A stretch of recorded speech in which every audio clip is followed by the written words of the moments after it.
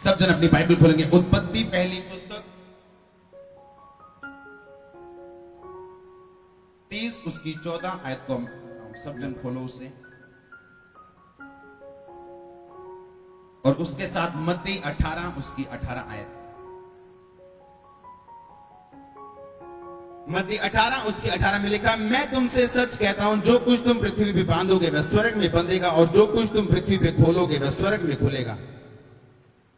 सब बोलो आमीन।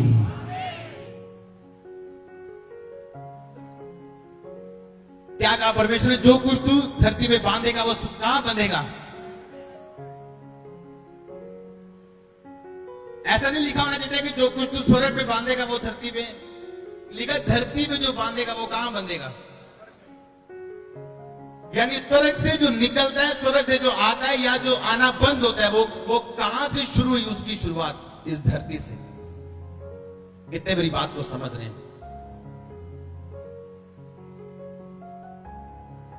आज जब मैं आ रहा था, परमेश्वर ने मुझे सुबह बताया कि पहले मेरे लोगों को बताना कि वर्ड की इंपॉर्टेंस क्या है, वचन की इंपॉर्टेंस कितना महत्वपूर्ण है ये वचन।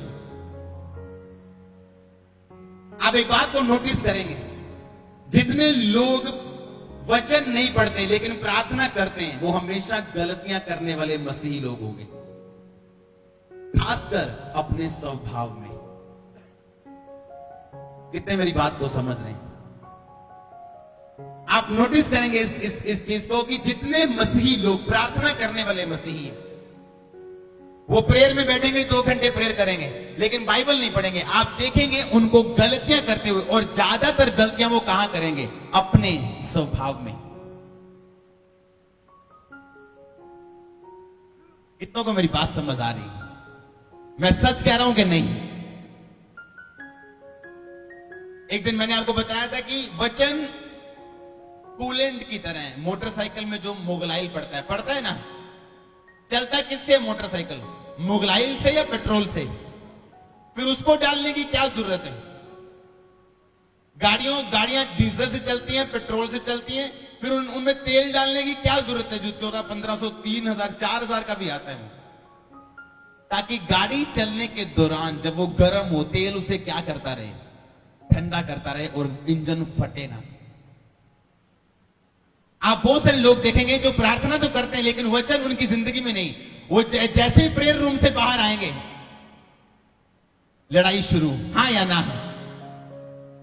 वो जैसे ही प्रेयर रूम से बाहर आएंगे, अपने घर से, अपनी माता से, अपने पिता से, अपने हस्बैंड, अपनी वाइफ से, जैसे ही प्रेयर रूम से बाहर आए, क्या करेंगे वो? क्योंकि उनका इंजन क्या हो चुका है? गर्म हो चुका है। क्योंकि प्रेयर आपकी बॉडी पे क्या डालती है? इफेक्ट डालती है। आप चार्ज हो जाते हैं, आप पावर में आ जाते हैं, आपका फेथ लेवल बड़ा होता है, आपकी बॉडी चार्ज हुई होती। और अगर वचन आप में नहीं है, आप फिर क्या हो जाएंगे? ब्लो अप कर जाएंगे आप। गाड़ी गर्म हो जाती है ना, वे धुआं छोड़ती, फिर बोलते हैं इंजन गर्म हो गया, इंजन गर्म हो गया। अपने इंजन ठंडे रखो अगर लंबा चलना है तो। कितने मेरी बात समझ रहे हैं? इसीलिए मैं आपको वर्ड ज्यादा देता हूं आजकल। इस संडे कौन कौन चर्च में थे? क्या हमने हीलिंग्स नहीं देखी? चमत्कार नहीं देखे? वो चीजें आपको प्रार्थना करने के लिए प्रेरित करती है कि मैं भी जाऊंगा परमेश्वर की हुजूरी में और मैं भी प्रेयर करूंगा। लेकिन बाइबल बताती है प्रेयर करने के बाद या पहले अगर आपने वचन नहीं पढ़ा तो आप उस गाड़ी के समान है जो चल रही है लेकिन उसके अंदर कूलेंट नहीं है जो उसको ठंडा रखता है। उसके अंदर सिर्फ पेट्रोल है और गाड़ी स्पीड पे जा रही है। आप नोटिस करेंगे लोगों के बिहेवियर्स को, और आप नोटिस करेंगे ये पर्सन है, ये प्रार्थना करने वाला इंसान है, ये प्रेयर रूम में रहने वाला इंसान है, लेकिन इसके स्वभाव से पता नहीं चलता कि ये प्रार्थना करने वाला इंसान है। कारण क्या है? कि वचन उसकी जिंदगी का क्या हिस्सा नहीं है। हालेलुया। वर्ड आपकी लाइफ में आपको स्ट्रॉन्ग करता है और आपको लंबा जाने के लिए आपको ताकत देता है परमेश्वर का वचन। फिर आप प्रार्थना और वचन के द्वारा आप लंबा चल सकते हैं। लिखा जो इन धागों से बटी हो, जुड़ी हो, जल्दी नहीं टूटती। लिखा कि नहीं लिखा? वो 3 धागे कौन से है? प्रार्थना, उपवास और परमेश्वर का वचन। परमेश्वर का वचन, प्रार्थना और उपवास लिखा, जो डोरी 3 धागों में बटी हो वो जल्दी नहीं टूटती। हालेलुया। वचन आपको क्या रखता है? आपको ठंडा रखता है। वो आपको ओवर स्पिरिचुअल नहीं होने देता, वो गलत रिएक्शन नहीं करने देता। परमेश्वर का वचन इसलिए इंपॉर्टेंट है आपकी लाइफ में। और कई लोगों की जिंदगी में सिर्फ वचन होगा, वो वचन सुनेंगे, बस वचन सुनाओ जी, वचन वचन सुनेंगे, लेकिन प्रार्थना नहीं हो। और वो वचन जो उन्होंने सुना उनकी जिंदगी में पूरा होता हुआ महसूस नहीं होता, इसलिए वो अकेला वचन उनकी जिंदगी में विश्वास को बढ़ाने के बजाय क्या करते हैं? कम कर देते हैं। इसलिए अकेला वचन भी आपके लिए क्या है? खतरनाक है। अकेली बाइबल भी आपके लिए क्या है? खतरनाक है। अधूरी जानकारी से अच्छा है कि जानकारी ली ना जाए, हाँ या ना। आज मैंने आपको क्या बताया कि इस्साकार कौन था, कहां से पैदा हुआ था? वो पैदा हुआ जब लिया और राहेल उसकी 2 बीवियां थी याकूब। किसको पता ये बात? लिया से वो प्यार नहीं करता था जितना वो राहेल से करता, इसलिए वो ज्यादा टाइम कहां रहता था? राहेल के पास। एक दिन लिया के बेटे को, बड़े बेटे को, रूबेन को मैदान में एक जड़ी बूटी मिलती है। वो राहेल देखती है, राहेल बोलती है ये मुझे दे दे, इसके बदले याकूब तेरा और मेरा पति, आज मैं तुझे उसके साथ रहने दूंगी। लिखा वो जड़ी बूटी लेती है, अपने पति याकूब को भेज देती है। हम पढ़ेंगे बाद में 14 आयत से। और जब उसे भेजती है, लिखा याकूब उसके पास जाता है, लिया के पास, और वो गर्भवती होती है। और उसके कौन सा बेटा होता है? उसका नाम क्या रखता है वो? इस्साकार, यानी मजदूरी में मिला पुत्र। और अगर आप बाइबल पढ़ें, जब आप उत्पत्ति में आपको पढ़ाता हूं, आगे बाइबल में लिखा हुआ इस्साकार एक ऐसे गधे के समान बना जो मैदान में घास को देख के बैठ गया और मजदूरी लेने से प्रसन्न हुआ। कितने मेरी बात को समझ रहे हैं? हम पढ़ेंगे, मैं आपको पढ़ के बताता हूं। सब खोलो, उत्पत्ति 30 उसकी 14 आयत से मैं पढ़ता हूं। गेहूं की कटनी के दिनों में रूबेन को मैदान में दूधा फल मिले और वह उसको अपनी माता लिया के पास ले गया। तब राहेल जो लिया की छोटी बहन ने कहा, अपने पुत्र के दूधा फलों में से मुझे कुछ दे। उसने उससे कहा, तूने मेरे पति को, यानी लिया ने उसको कहा कि तूने मेरे पति को ले लिया है, तो क्या ये छोटी बात है? अब तू मेरे पुत्र के दूधा फल भी लेना चाहती? राहेल ने कहा, अच्छा तू मुझे दूधा फल दे। तब लिया ने कहा, मैंने जो अपने पति को अपनी दासी दी, इसलिए परमेश्वर ने मुझे मजदूरी दी, इसलिए उसका नाम उसने इस्साकार रखा। अब सब जन उत्पत्ति 49 उसकी 14 आयत को पढ़ो। उसमें लिखा, इस्साकार एक बलवंत गधा है। यह भविष्यवाणी है सारी याकूब की, जो उसने अपने बच्चों को दी, जो पशुओं के बाड़े के बीच में दबका रहता है। 15 आयत में लिखा, उसने एक विश्राम स्थान देखकर कि अच्छा है और एक देश की मनोहर है, अपने कंधे को बोझ उठाने के लिए झुकाया और बेगारी में दास का सा काम करने लगा। सब बोलो आमीन। कैसा काम करने लगा वो? ऊंचे बोलो, बोलो दास के जैसा। कैसा? क्योंकि वो पैदा कहां से हुआ था? मजदूरी से। और उसने बड़े होके क्या की फिर? कई बार लोग मेरे पास आते बोलते हैं, हम ये फाइल लगाना चाहते हैं, हम ये मैरिज करना चाहते हैं, हम ये काम शुरू करना चाहते हैं। उनको लगता है शायद परमेश्वर बोलेगा हाँ या परमेश्वर बोलेगा ना। कई बार ऐसा होता है कि मैं जैसे एक व्यक्ति मेरे पास आया, उसने कहा कि मैं इस जगह पे, परमेश्वर ने मेरी सेवकाई के रास्तों को खोला है, लेकिन मैं इस जगह पे सेवा करता हूं। मैंने कहा ये रास्ता परमेश्वर की ओर से नहीं। कई बार होता है जब हम परमेश्वर हमसे बात करते हैं और हम डायरेक्टली बताते हैं कि हाँ ये रास्ता परमेश्वर की ओर से है या नहीं। लेकिन कई बार मैं लोगों को बोलता हूं, जब लोग बोलते हैं कि मुझे ये काम करना है या मुझे ये काम करना है या मुझे ये काम करना है, मैं उनको बोलता हूं अच्छा कुछ दिन प्रार्थना में जाओ, तब परमेश्वर आपके रास्तों को खोल देंगे। उसका कारण क्या है? जब परमेश्वर मुझे डायरेक्ट नहीं बता रहा कि ये इसे जाना चाहिए इस बिजनेस में या इस काम में या इस सिचुएशन में, तो सबसे अच्छा रास्ता क्या है आपके लिए? सबसे अच्छा रास्ता ये कि आप अपने आत्मिक जीवन में बढ़ने का फैसला करो। कितने मेरी बात समझ रहे हैं? अब लिया ने जो बेटा पाया उसका नाम इस्साकार रखा। वो बेटा कहां से पैदा हुआ था? मजदूरी के दूधा फलों से। उसने दूधा फल दिए, जड़ी बूटी दी, पति लिया और बेटा पैदा हुआ, हाँ या ना?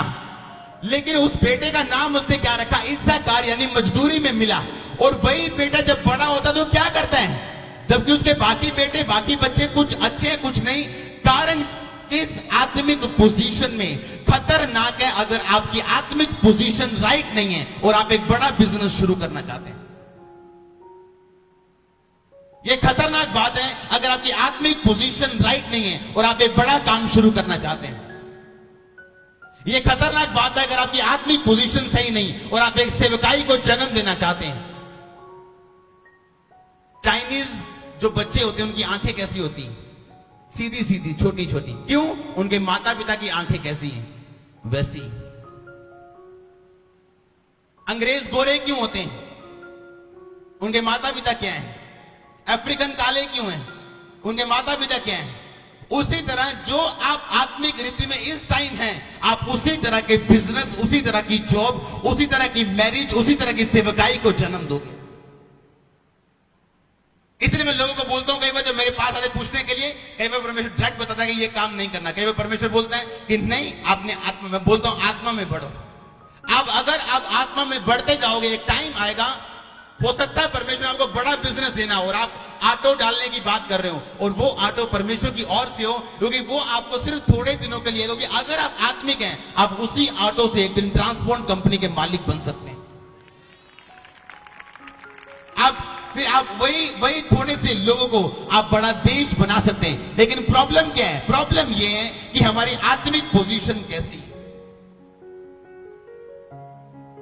आज कितने मेरी बात को समझ रहे हैं? जैसे ही उनकी आत्मिक पोजीशन बिगड़ती है, वो लालच करती है, दूधा फल देती है, पति खरीदती है, वे नाम रखती है इस्साकार। इस्साकार पैदा होता है और लिखा जैसे इस्साकार पैदा होता है, याकूब उसके विषय में भविष्यवाणी करता है कि इस्साकार एक ऐसे गधे के समान है जिसने घास देखा, अपने बोझ, अपने कंधे को झुकाया और सारी उम्र के लिए उसने बेगारी में अपने आप को नीचे झुका दिया, यानी वो दास बनने के लिए तैयार हो गया।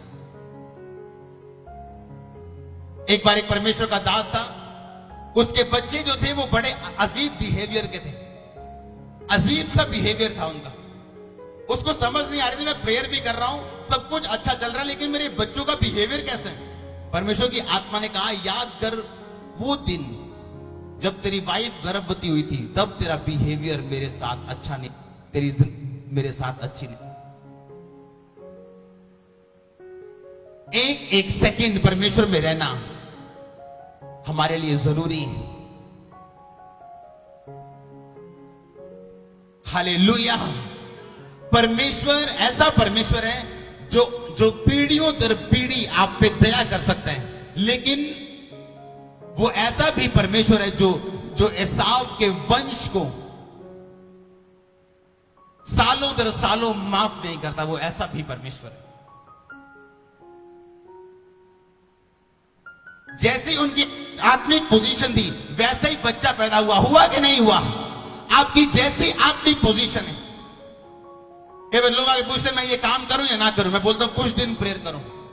जब आप प्रेयर में होंगे, आप वचन में होंगे, आप आत्मिक रीति के साथ पोजीशन में होंगे, आप राइट पोजीशन में होंगे, आप कोई भी काम करेंगे, आपका जो पैदा किया गया प्रोडक्ट होगा वो आत्मिक होगा और वो परमेश्वर की ओर से होगा और फलवंत भी होगा। कितने मेरी बात को समझ रहे? मैं क्या कहने की कोशिश कर रहा हूं आपको? परमेश्वर ने कहा जो तू धरती में बांधेगा वो आसमान में क्या होगा, यानी तुम्हारा जीवन कहां जुड़ा हुआ है? धरती के साथ। परमेश्वर ने नहीं कहा जो तू स्वर्ग में बांधेगा मैं धरती में, कहा तू धरती में बांधेगा मैं स्वर्ग में क्या कर दूंगा, बांध दूंगा। यानी जिस तरह से तू अपनी जिंदगी धरती में जिएगा उसी तरह का फल मैं स्वर्ग में तुझे दूंगा, हाँ या ना? अब आपकी जिम्मेवारी है धरती में किस तरह से आपने जीना है।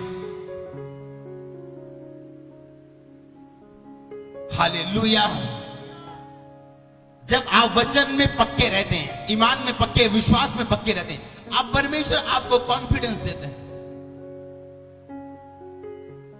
आप जानते हैं आईपीएस जो पुलिस बनती है, जो आईपीएस एसएसपी बनते हैं, एसपी बनते हैं, आप जानते हैं थोड़ी स्टडी करने के बाद, ग्रेजुएशन करने के बाद, पोस्ट ग्रेजुएशन जितनी भी उनकी स्टडी चाहिए, उसके बाद उनकी इंटरव्यू होती, एक पेपर पास करने के बाद उनकी इंटरव्यू होती, उसके बाद उनको सेलेक्ट किया जाता है या उनको रिजेक्ट किया जाता है। कितनों को पता है ये बात? एक आईपीएस, एक लड़के ने आईएएस की परीक्षा पास कर दी, उस नंबर अच्छे आ गए, अब वो इंटरव्यू देने जा रहे हैं। जैसे वो इंटरव्यू देने के लिए गया, आगे ऑफिसर बैठे रहते हैं। जब आप इंटरव्यू देने के लिए जाते हैं, आगे ऑफिसर बैठे होते हैं, कोई बड़े बड़े लेवल के। वो गया और अफसर ने उससे कहा, कहता ओए लड़के, वो लाइट बंद कर जरा।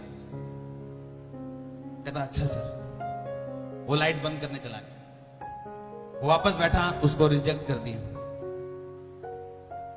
एक और लड़का आया, कहता बाहर से पानी लेके आओ। कहता सर ये मेरा काम नहीं है पानी लेके आना, मेरा काम इंटरव्यू देना, मैं इंटरव्यू देने के लिए आया। वो सिलेक्ट हुआ लड़का। अब सुनो ध्यान। अब सुनने में ये बात अटपटी लग रही होगी, उसने एक तरह से उसकी बात को नकारा, लेकिन सोचने वाला अफसर क्या सोच रहे हैं कि अगर आज मैं बड़ा अफसर हूं और ये प्रेशर के नीचे पानी लेके आने के लिए मजबूर हो गया, जब ये अफसर बनेगा ये इसी तरह से मंत्रियों के प्रेशर में, बड़े लोगों के प्रेशर में आएगा और काम नहीं करेगा। उसके कॉन्फिडेंस को देख के उसे बड़ी आईएएस की, एसएसपी, उसे बड़े रैंक का उसे अफसर बनाया गया, उसके कॉन्फिडेंस को देख। अब सुनो ध्यान से, उसी तरह परमेश्वर की लाइन, उसी तरह परमेश्वर का जीवन है। एनिमी क्या देखते हैं? वो आपका कॉन्फिडेंस का लेवल देखता है कि आपका फेथ लेवल कितना है, कि क्या अगर आपके पास ब्लेसिंग नहीं है, आप कुछ भी करने के लिए तैयार है? अगर आपकी आशीष रोक दी जाए तभी भी आप कुछ भी करने के लिए तैयार हैं, या आप अपने कॉन्फिडेंस में बने रहते हैं कि ब्लेस करे ना करे वो मेरा परमेश्वर है, आशीष दे ना दे वो मेरा परमेश्वर है। आमीन। आप अपनी पवित्रताई के लेवल को खराब नहीं करते, आप इधर उधर नहीं भटकते। हालेलुया। अगर शैतान को निराश करना हो, अपने कॉन्फिडेंस को कभी खत्म ना करना। अगर उसे निराश करना हो तो 2010-11 में जब ये सेवकाई शुरू हुई, तो जो बिल्डिंग बन रही थी हमारी, आपको पता वो गिर गई थी।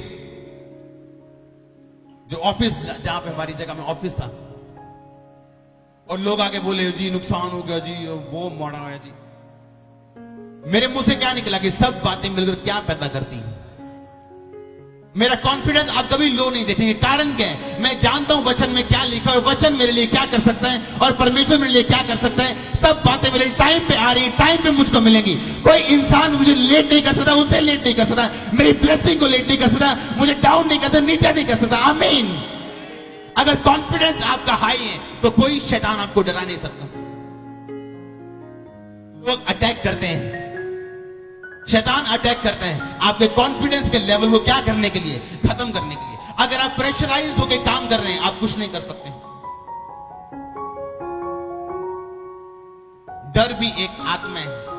परमेश्वर ने कहा डरपोक लोग मेरे राज्य में प्रवेश नहीं करेंगे। कुछ लोग डरते हैं यीशु मसीह के नाम को एक्सेप्ट करने के लिए, अपने रिश्तेदारों के सामने, अपने मोहल्ले में छुप छुप के चर्च में आते हैं।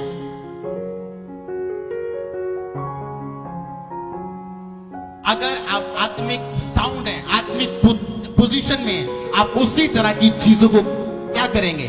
पैदा करेंगे। आप सेम अपने जैसे जिस तरह से आपकी स्पिरिचुअल लाइफ अप है, जो आप अब पैदा कर, आपके जैसा ही होगा जिस तरह का आपका आत्मिक जीवन इस समय। इसलिए मैं लोगों को बोलता हूं, अगर कुछ भी शुरू करना है तो आपका आत्मिक होना बहुत जरूरी है। वो चाहे इस संसार की बातें हो, बिजनेस हो या सेवकाई हो,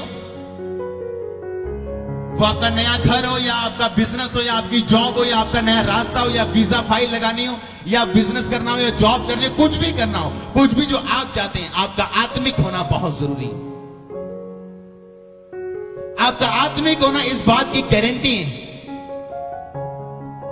जो काम आपने शुरू किया शायद वो फाइनल ना हो, लेकिन उसी काम के बीच से मैं आपको गारंटी देता हूं, आप सफलता की पौड़ी पे होंगे, लास्ट ऊंची पौड़ी पे, यीशु मसीह के नाम में।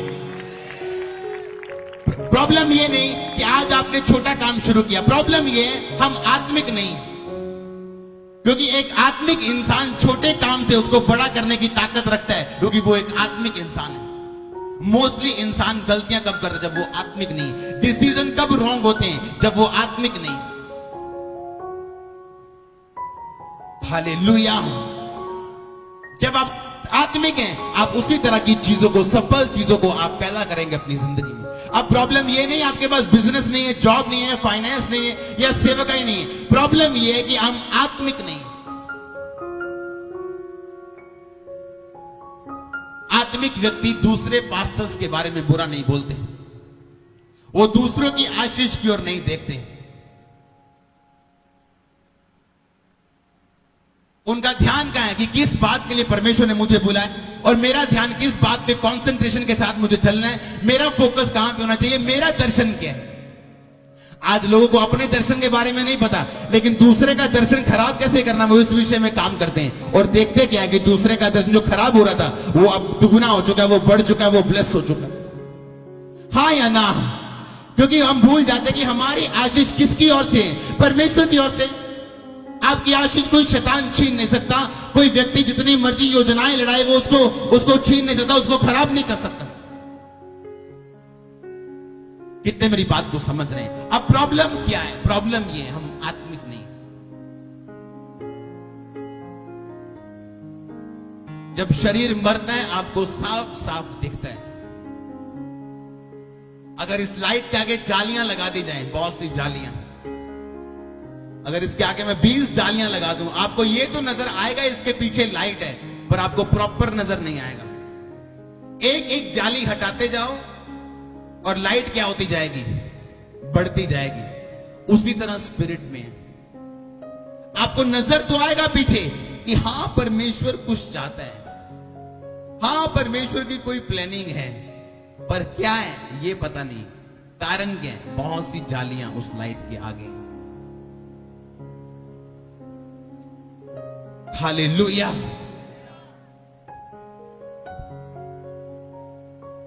बहुत सी जालियां उस लाइट के आगे। जैसे जैसे वो जालियां हटती जाएंगी, लाइट क्लियर होती जाएगी।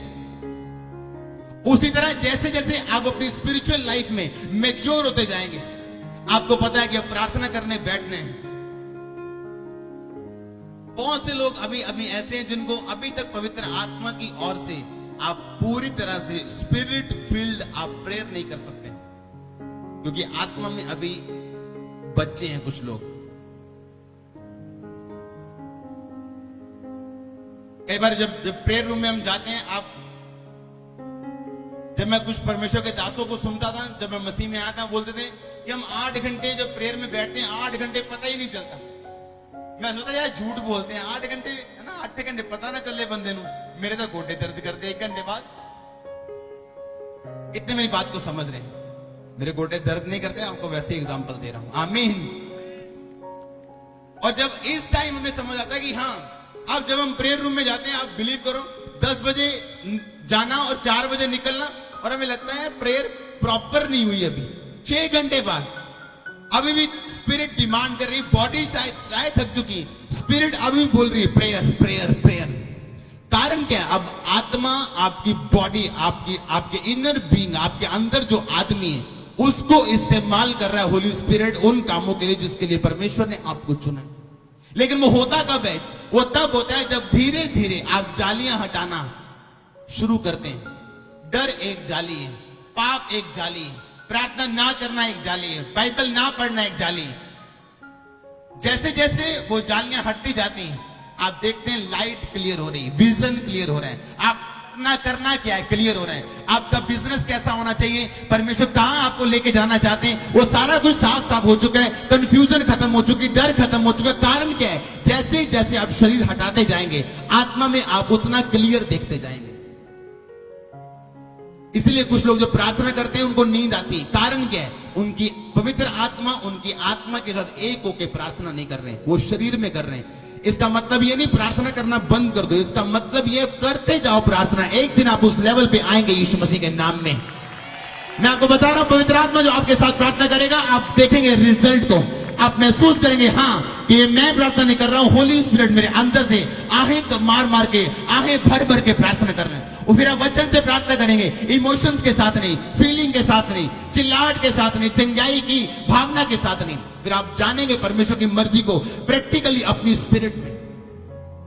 हालेलुया। कैसे आप जान सकते परमेश्वर की आवाज आपकी लाइफ के लिए क्या है? जो व्यक्ति बाइबल नहीं पढ़ सकता उसे परमेश्वर की ऑडिबल यानी सुनने वाली आवाज कभी नहीं आ सकती। ये मैं आपको बार बार बोल चुका हूं। जो व्यक्ति बाइबल नहीं पढ़ता वो कभी भी परमेश्वर की सुनने वाली आवाज जो हम कानों में और स्पिरिट में सुनते हैं, महसूस नहीं करते, लगता नहीं है या आता नहीं है दिमाग में, सुनना आवाज को वो कभी नहीं कर सकता अगर उस लाइट के आगे जालियां लगी और अगर आपकी बाइबल पूरी नहीं। लोगों के पास बहाना है, हमें पढ़ना नहीं आता, हम अनपढ़ हैं। और आज अगर वेस्टर्न यूनियन से 50,000 रुपए आपकी बहन भेज दे इंग्लैंड से और आप अनपढ़ हैं, आप 2 घंटे में पैसे निकाल लोगे। अगर वो चिट्ठी अंग्रेजी क्या, पारसी और फारसी और यहूदी भाषा में क्यों नहीं, आप उसे निकाल के अब 50,000 घर पे लेके आए। क्यों? क्योंकि पैसे का मामला है। और ये वचन मैं आपको बता सकता हूं, ये पैसे से बहुत ज्यादा कीमती है।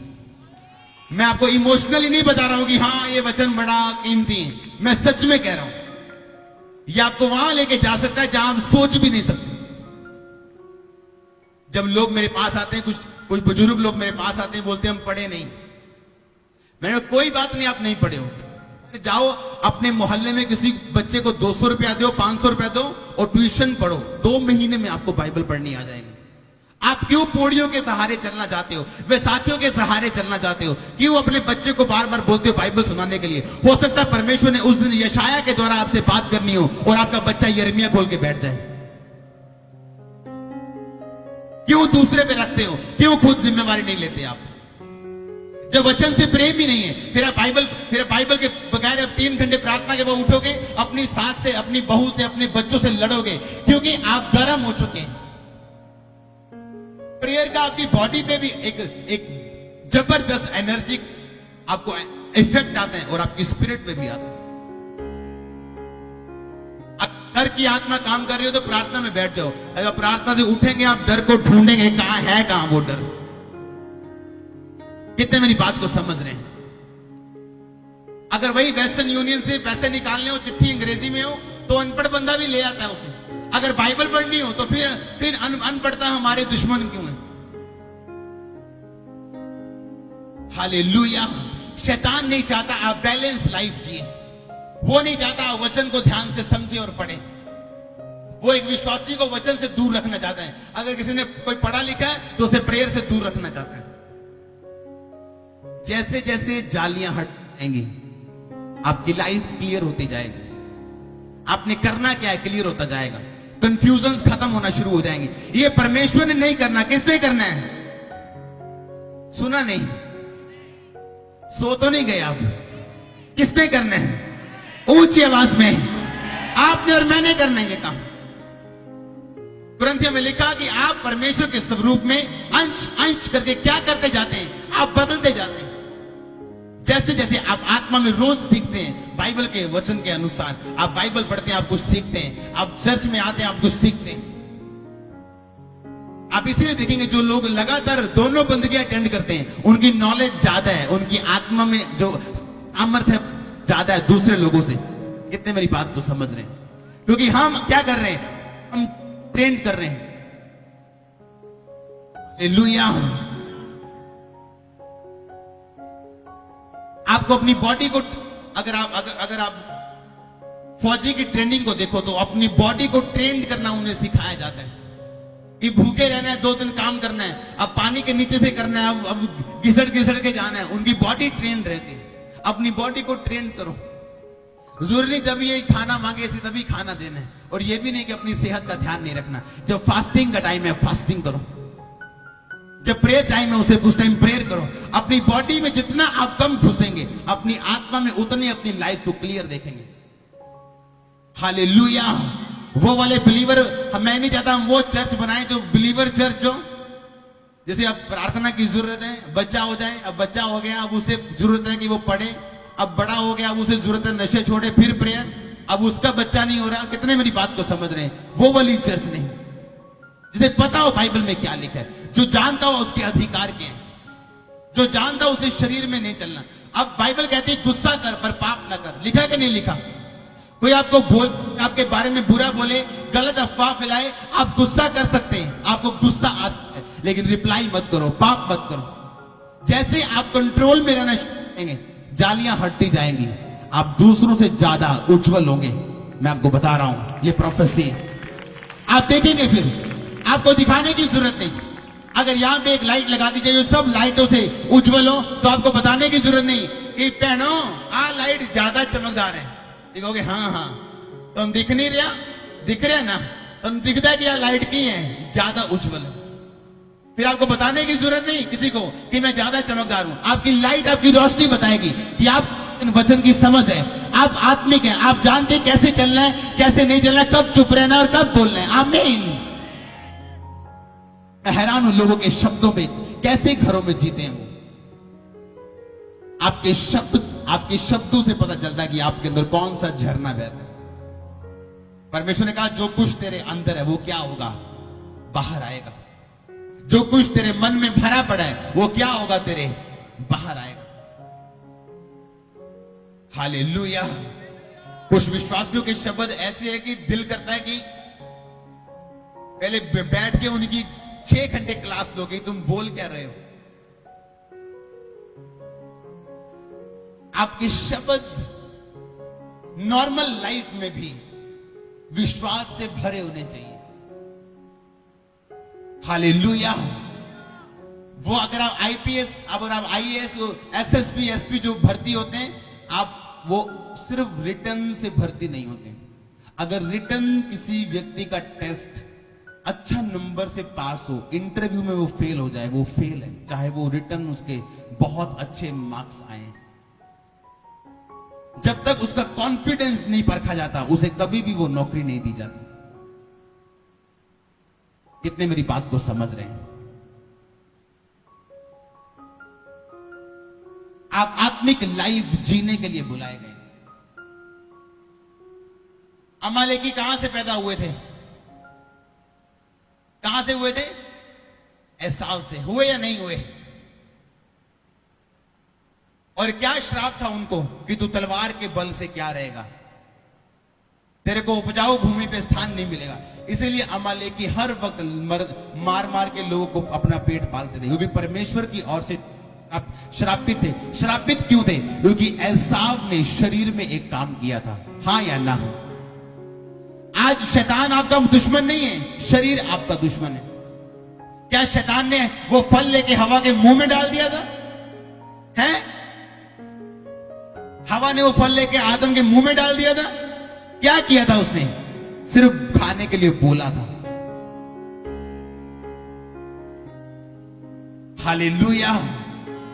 उसने जबरदस्ती नहीं किया। अपने आप को फिल करो रोज परमेश्वर के वचनों के साथ।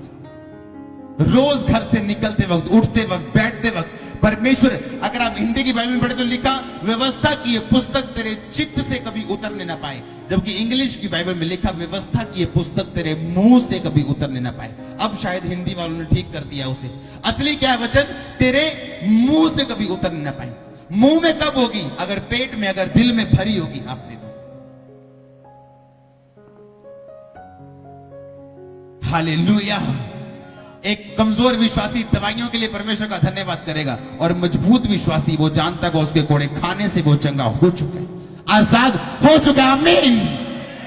वो आजाद हो चुका है, वो जानता है। एक मजबूत विश्वासी अपनी आंखों से कभी नहीं जाएगा देखने में। वो चाहे डॉक्टर के पास उसे जाना पड़े, उसे जाके दवाई लेनी पड़े, वो जानता है उसके कोड़े खाने से वो चंगा हो चुका है। ये सिर्फ गवाही के लिए, रिपोर्ट गवाही के लिए, डॉक्टर का बोलना गवाही के लिए। वो जानता है कि उसकी जिंदगी में जो कुछ भी हो रहा है वो एक गवाही के लिए पैदा हो रहा है। आमीन। वो जहां से भी गुजर रहा है उसका कारण सिर्फ परमेश्वर की महिमा है और सिर्फ गवाही है, अगर वो असली विश्वासी है तो। अगर शैतान आपकी चंगाई के उत्सुकता को देखता है तो वो कभी आपको चंगा नहीं होने देता, क्योंकि वो आपको फिर अलग अलग जगहों पे घुमाएगा। वैश्याएं कैसी होती हैं? एक बंदा, फिर दूसरा बंदा, फिर तीसरा बंदा। शैतान आत्मिक वैश्याएं बनाता लोगों को। वो एक जगह कभी बैठने नहीं देता हूं। हालेलुया। और इस तरह के लोग कभी आशीषित नहीं हो आपको मिलेंगे। आपका पहला काम क्या है? जब आप चर्च में आए, आपने वचन को सुनना है, फिर आपने परमेश्वर से अपने संबंधों को बनाना है, वचन को पढ़ के, सुन के और प्रार्थना के साथ और उपवास के साथ। धीरे धीरे आप वहां पहुंच जाएंगे जहां जिस काम के लिए परमेश्वर ने आपको बुलाया है। फिर आप जरूर तारीफ करेंगे परमेश्वर की। आपका परिवार भी तारीफ करेगा आपके साथ, फिर यीशु मसीह के नाम में। आपका आमीन छोटा है, अभी भी छोटा है। हालेलुया। परमेश्वर बीमारी को इस्तेमाल, किसी भी चीज को इस्तेमाल कर सकता है आपको आत्मिक रीति के साथ बढ़ाने के लिए। वो आपको चेक कर सकता है, देख सकता है। कितनों को आज का वचन समझ आए? अगर कुछ शुरू करना है तो पहले कैसे होना पड़ेगा? अगर कुछ चाहिए परमेश्वर से, कैसा होना पड़ेगा पहले? अगर पाप की पोजीशन में कुछ शुरू करोगे तो वो वैसे ही शुरू होगा जिस तरह के आप हैं। फिर आप किसी ऐसे सेवक को देखोगे ना जिसकी आदत चुगली करना है, उसकी सारी चर्च में चुगली करने की आदत होगी, आप देख लेना। उसकी टीम में भी चुगली करने की आदत होगी, लड़ने की। अगर आप पास्टर को देखेंगे कूल, आराम से, उसकी टीम, उसके लोग भी आराम से, वो जानते वो बढ़ रहे हैं उस दिशा में जहां आशीष है, जहां उद्धार है लोगों का। मैं आपको बता रहा हूं, टाइम नोट कर लो, डेट नोट, अभी आज की टाइम डेट नोट कर लो। आपके परिवार चर्च में बैठे होंगे, आप देखना। मैं आपको सच बता रहा हूं, प्रोफेसी है, आपके अपने परिवार चर्च में बैठे होंगे। आप चुंबक बनते हैं जब आप आत्मा में और वचन के अनुसार चलना शुरू करते हैं। आप चुंबक बनना शुरू हो, आप एक मैग्नेट बन जाते हैं लोगों के लिए। लोग जरूर देखते हैं आपका खुदा कौन है, आपका परमेश्वर कौन है, ये किस परमेश्वर को मानते हैं। हालेलुया। कैसे कैसे कैसे? फलों से या वरदानों से? फलों से। एक पेड़ को कैसे समझते हो तुम? फलों से। जितना जितना पेड़ पुराना होता जाता है, उसका फल उतना मीठा और रसदार होता जाता है, अगर उसकी खाद, उसकी केयर अच्छी रीति के साथ की हो तो। जब आप बड़े होते हैं ना आत्मा में, जब आपको आत्मा में, अभी आप मसीह में आए, किसी को 1 साल हुआ, किसी को 10 साल हुए। अब 10 साल वाले व्यक्ति से हो सकता है परमेश्वर, मैं आपको प्रैक्टिकल बताता हूं, कहते ना सबके लिए एक डंडा नहीं है, कहते कि नहीं? सबको एक रस्सी से नहीं बांधा, कहते हैं ना। आप 1 साल वाला बंदा देखोगे, उसने कुछ गलती की, उसको अलग सजाया, उसको थोड़ी सजाया। आप 10 साल वाले मसीह को वही गलती करते देखोगे, उसको बड़ी और लंबी सजाए। वही गलती अगर सेवक करेगा, उसको सबसे बड़ी लंबी सजा। कितने मेरी बात समझ रहे हैं? जैसे जैसे एक पेड़ इस धरती पे पुराना होता जाता है, उसके फल जो हैं उतने मीठे और अच्छे होते जाते हैं। इसका मतलब परमेश्वर, जब आप आत्मिक जिंदगी में बढ़ते हैं, अब आपको 10 साल हो गए मसीह में, अब आप 2 साल वाली गलती अब नहीं कर सकते। तब माफी मिल गई, अब नहीं मिलेगी। तब कम इफेक्ट हुआ, अब ज्यादा इफेक्ट होगा। और वही गलती अगर सेवक करे तो लंबा इफेक्ट होगा। हालेलुया। कितने मेरी बात को समझ रहे हैं? आप क्या पैदा करेंगे, जिस पोजीशन में आप हैं, आप वही पैदा करेंगे। जिस तरह की आत्मिक पोजीशन में आपकी जिंदगी है, आप उसी तरह के प्रोडक्ट्स पैदा करेंगे। अपने हाथों को उठाओ, बोलो परमेश्वर मुझ पे दया कर और मुझ पे अनुग्रह कर।